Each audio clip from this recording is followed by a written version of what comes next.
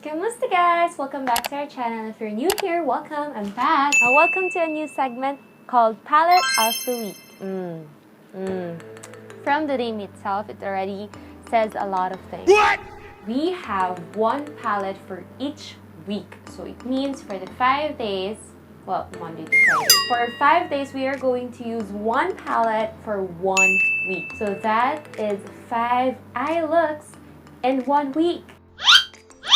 The aim of the segment is to feature the palettes that you will buy from your local drugstore or from the local shop. What? Most of us are not really on the go or doesn't do makeup that much. Often enough, we only have 1 to 2 palettes that we barely use. Hopefully, this segment will help you guys explore your makeup palettes that it's inside your cabinet, your makeup bag for so long. Maybe if you've just opened it, you're just using the nude palettes. Or other makeups that you've bought 6 months ago or a month ago.